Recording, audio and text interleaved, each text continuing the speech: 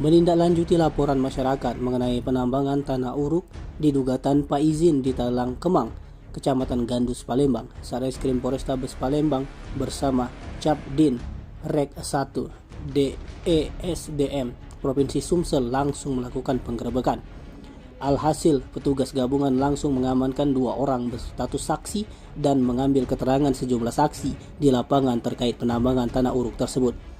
Kapolrestabes Palembang Kombes Pol Muhammad Najib melalui Kasat Reskrim AKBP Haris Dinza didampingi Kanit Pitsus Ibtu Lady mengatakan, dari data Capdin Reg 1 DESDM Sumsel, ternyata benar penambangan tanah uruk ini memang tanpa izin.